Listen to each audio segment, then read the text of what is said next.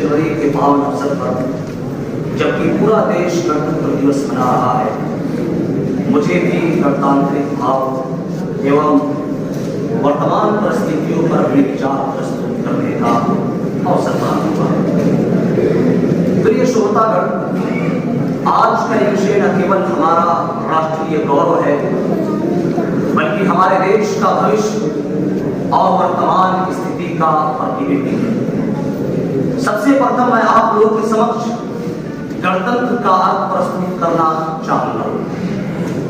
प्रिय देशवासियों, गणतंत्र का अर्थ है जनता का शासन, जनता के द्वारा और जनता के लिए। इसका सीधा सीधा तात्पर्य यह है कि हमारे देश की जो शक्ति और ताकत है वह हमारे देश के नागरिकों में निहित है।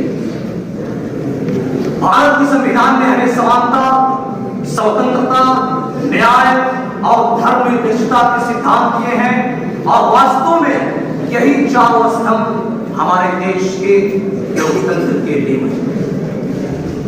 15 अगस्त 1947 को हमारा देश भारत आजाद हुआ। 26 जनवरी 1950 को हमारा संविधान लागू हुआ और हमारा देश भारत एक लोकतांत्रिक देश बना। ये दिन हर भारतीय के लिए गर्व और आत्ममंथन का अवसर है। हमारा संविधान न केवल हमारे अधिकारों की सुरक्षा करता है, बल्कि हमें ये भी प्रेरणा देता है कि हमें अपने कर्तव्य का पालन करना उतना ही आवश्यक और जरूरी है।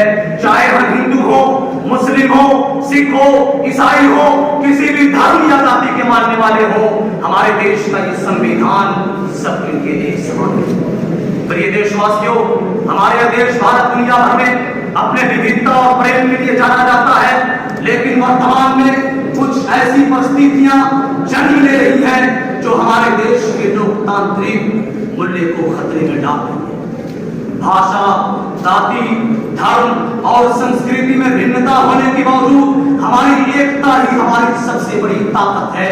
लेकिन आइए हम उन परिस्थितियों को समझते हैं जिसकी वजह से हमारे लोकतांत्रिक भावनाएं खत्म हो रही हैं। नंबर 1, धार्मिक और सामाजिक तनाव। हमारे देश में लोग आज धर्म और जाति के नाम पर बढ़ते हुए दिख रहे हैं। पूरे देश में सांप्रदायिकता का जहर फैलाया जा रहा है, जो कि हमारे संविधान के धर्मनिरपेक्षता के सिद्धांत पर सीधा सीधा हमला है। विविधता में एकता भारत की पहचान है, लेकिन इन तनावों की वजह से हमारी ये पहचान खतरे में पड़ सकती है।